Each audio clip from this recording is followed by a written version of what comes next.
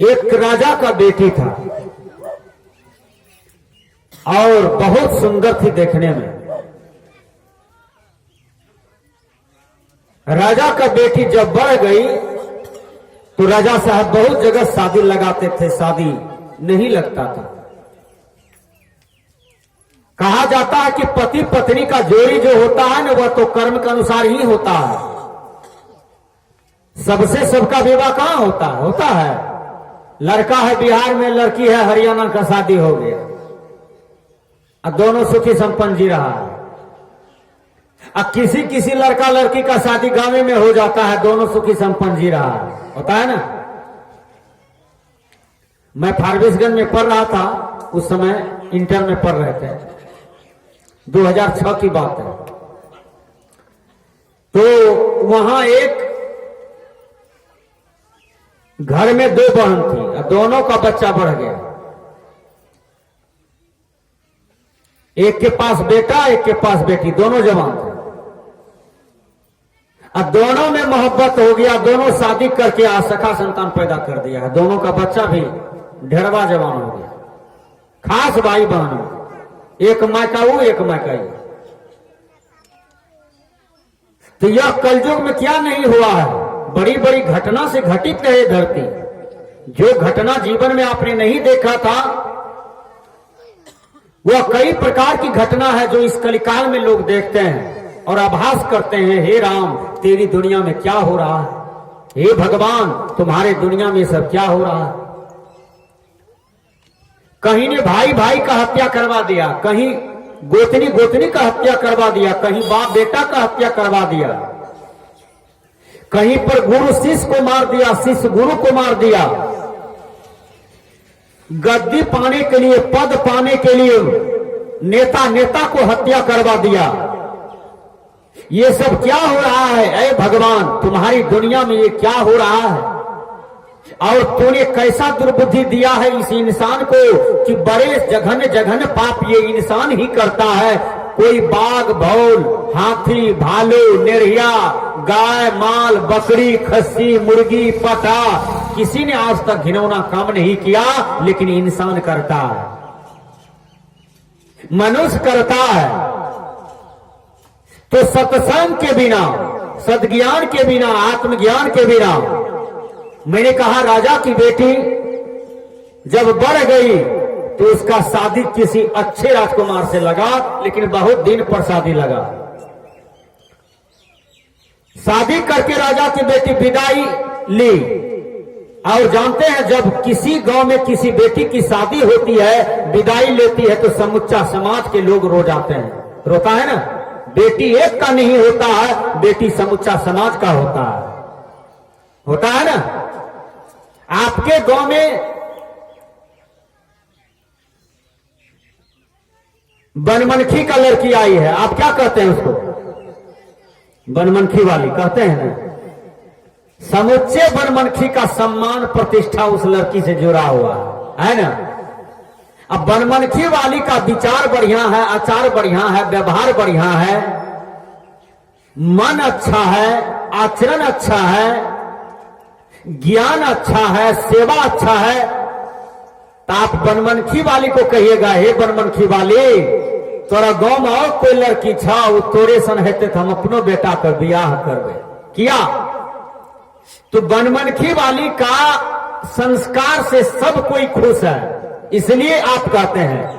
अब बनमनखी वाली लाठी उठा ले भोरे, सबको मारपीट शुरू करे, गाली दे, ये कोई आदमी ने बनमनखी जाएगा ब्याह करने के लिए। कहा ये तो लाए हैं तो ये दशा है, और दूसरा लाएंगे तो क्या होगा पता नहीं है। तो एक बेटी समाज का बेटी होता है, एक बेटी से समुच्चा पंचायत का प्रतिष्ठा जुड़ा रहता है। इसलिए राजा की बेटी जब राजकुमार सिंदूर दान करके उसको ले जा रहा था तो समुच्चा समाज रो रहा था, कर कुटुंब रो रहे थे, राजा की बेटी का सखी सहेली सब रो रहा था। देखिए राजा साहब भी रो रहे थे। राजा के घर में ही एक गाय था, गाय भी खूब रो रही थी, हकर डिकर करके। राजा के रूम में एक पिंजरा था, उसमें सुग्गा था, सुग्गा भी रो रहा था। राजा को बैल था, बहुत मस्त बैल था, वो भी रो रहा था। तो राजा की बेटी कहती है, नारद जी आए थे, पंडित, आप लोग पंडित मंगाते हैं ना शादी में, पंडित जी विधि विधान बताते हैं, उस अनुसार से आप करते हैं। तो पंडित जी था नारद, नारद से प्रश्न करते हैं राजा की बेटी, और रो भी रही है, कहते हैं हे नारद, आप तो बहुत ज्ञानी हैं, आप तो बहुत अंतर्यामी हैं, आप हमको ये बताइए कि ये मनुष्य समझते हैं कि ये राजा की बेटी है, हम इस समाज में पले हैं, बढ़े हैं, लोग ने हमको मोह ममता प्यार दिया है, तो हमसे हमारे प्रति सबको आस्था है, सब रो रहा है, सबको शोभा देता है, लेकिन हमारे लिए गाय क्यों रोती है, बैल क्यों रोता है, ये पिंजरा में जो सुग्गा है बंद, ये क्यों रो रहा है, इनको हमारे प्रति क्या मोह है। तब कहते हैं नारद, हे बेटी, ये अगले जन्म का तुम्हारा ये तीनों कौन है मैं बता देता हूं। ये पिंजरा में जो बंद सुग्गा है ये तुम्हारा पति है अगले जन्म का, और वो बैल जो देखते हैं वो ससुर है, ये गाय जो देखते हैं यह सास है। कहा हम राजा की बेटी हैं इस जन्म में, आई तीनों 84 लाख जोड़ी में कैसे चला गया। कहा हे बेटी, आप अगले जन्म में माला लिए थे, कंठी लिए थे, भजन भेद लिए थे, यही विधि जय वैभव पार मोर गुरु भेद दिए, दृष्टि युगल कर लेव सुख मनिया हो, देखबै जब रंग रो। बाबा में ही कहते हैं जो भजन भेद लेकर के पदावली के नियमों को पालन करता है वह जीव तर जाता है, उसका भव चक्र छूट जाता है। शुद्ध रूप से यदि मानस जाप करता है, मानस ध्यान करता है, दृष्टि साधन सुरत शब्द योग ध्यान करता है, बिंदु ध्यान करके मन को एकाग्र करके इंद्रियों को स्थिर करके अपनी चेतना में स्वरूप में लीन हो जाता है, वह जीव तर जाता है, वह जीव मुक्त हो जाता है। बाबा में ही कहते हैं। कहा हम राजा की बेटी, आइए तीनों 84 लाख में है नारद जी, बताइए भेद। कहा हे बेटी, तुम अगले जन्म में सत्संग किया था, महात्मा को दान पुण्य करता था, ध्यान साधना करता था, तुम अगले जन्म में भजन भेद लिया था, तुम चेत गया था, तुम सुधर गया था, तुम जाग गई थी बेटी, वही पुण्य कर्म तुमको राजा का बेटी बना दिया और मनुष्य तन में लाया। और तुम जो सत्य मार्ग पर चलती थी, तुम्हारे सास ससुर तुम्हारा पति बहुत दुख देता था तुमको, कहता था ये सब ढकोसला है, छोड़ो। अभी भी बहुत लोग बाबा जी को ढकोसला मानते हैं। जो दुष्ट है वो कहते हैं कि दही चूड़ा के लिए बाबा जी बनता है, व्यवसाय के लिए बनता है, पेट भरने के लिए बाबा जी बनता है। बहुत से मैया दैया कहती है हे बेटा चुप, हे बेटा भाग भाग, बाबा जी झोला में कस लेगा, बाबा जी पकड़ लेगा। यह कितना गलत ज्ञान दे रहा है। उस माँ को कहना चाहिए बेटा दौड़ करके जाओ, साधु जा रहे हैं, साधु को प्रणाम करो, साधु से आशीर्वाद लो, साधु से विद्या का आशीर्वाद लो, आयु का आशीर्वाद लो।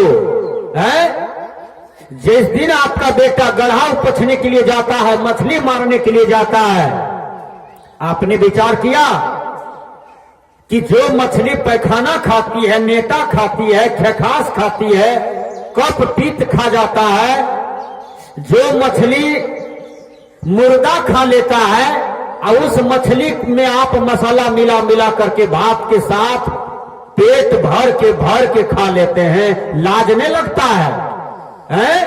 विचार में कीजिएगा कि मनुष्य का भोजन खीर है, दूध है, तस्मै है, दूध बचका है, दाल है, भात है, अचार है, पापड़ है, दूध है, घी है, काजू किशमिश बेदाना छोहरा अंगूर परवल टमाटर कितना कितना चीज है आपको खाने के लिए। इसको छोड़ करके आप जो मछली पैखाना नेटा खाती है उसको आप गरम मसाला दे करके भर पेट खाते हैं, तो आपको संभलने की जरूरत है, सुधारने की जरूरत है। तो ये सत्संग ही आपको सुधार करेंगे, दुनिया की कोई शक्ति आपको नहीं सुधार सकता है। इसलिए सत्संग में बड़े से बड़े गिरे गिरे लोग सुधर गए, पतित से पतित लोग सुधर गए, 60 से 60 लोग सुधर गए। देखिए आज आप सत्संग में बैठे हैं, सुधरिए। यदि आप खैनी खाते हैं तो खैनी का त्याग कीजिए। क्यों? नशा में डर है, नशा जहर है, जीते जी मर जाना होगी बड़ी खराबी। खैनी भी नशा है, बहुत आदमी के ठोर में अभी भी खैनी है, यहां पर बहुत आदमी लेटा के भी रखे हैं। मैं कहता हूं आप खैनी खाते हैं, खैनी आपको खा जाएगा एक दिन। खैनी वाला कैंसर देखे हैं मुंह में? मुंह में जब कैंसर धर लेता है, यह कैंसर भारत सरकार का नजर पड़ा है इस पर, इसलिए हर हॉस्पिटल में लिखा हुआ है तंबाकू जानलेवा बीमारी है, इसको सेवन न करें। आप कोई भी हॉस्पिटल जाइए, सरकारी अस्पताल या प्राइवेट अस्पताल, वहां लिख करके रखा हुआ है। ये दुनिया के लोग कहते हैं जानी बूझी नर कर ही डिठाई, ताकर नरक लिखा है भैया। ये दुनिया के लोग तुम जानबूझ करके खैनी खाते हो, तंबाकू खाते हो, जबकि सरकार कहती है, विज्ञान कहता है, डॉक्टर कहता है कि खैनी में निकोटीन होता है। जहां आप खैनी रखते हैं धीरे धीरे चमड़ी में उसका कीटाणु पकड़ लेता है और वो धीरे धीरे मांस में पकड़ता है, फिर मांस से हड्डी में पकड़ता है, हड्डी में छेड़ी मार दिया तब वह धीरे धीरे कैंसर हो जाता है। 50 लाख टका खर्चा कीजिए, कैंसर का कोई आंसर नहीं है, आपको मर जाना पड़ता है। मेरा मामा मर गया, सहोदर मामा, खैनी वाला कैंसर में, और मात्र 40-45 की उम्र में मर गया, तरफ तरफ के मरा। वो इतना बड़ा बड़ा उजरा उजरा पिल्लू गिरता था मुंह से, बड़ा बड़ा पिल्लू। अब वो आदमी जिंदे है, उसके देह में पिल्लू फड़ा हुआ है। तो ये तंबाकू का परिणाम है भैया। तंबाकू का स्वाद कैसा है? एक भी आदमी यहां पर बोलिए कि तंबाकू मीठा लगता है कि खट्टा लगता है कि तीता लगता है कि चरफड़ा लगता है? क्यों आप खाते हैं तंबाकू? क्यों? किसने बता दिया? या तंबाकू में विटामिन ए होता है, विटामिन डी होता है, विटामिन सी होता है, विटामिन बी होता है, दूध में विटामिन है, रोटी में है, साग सब्जी में है, फल फूल में है, लेकिन खैनी में कौन सी विटामिन है? खैनी खाने वाले उठाइए हाथ, तो मैं भी आपको पैसा दूंगा अपनी बैग से कि खैनी खाओ प्रत्येक आदमी। लेकिन विचार कीजिए सजनों,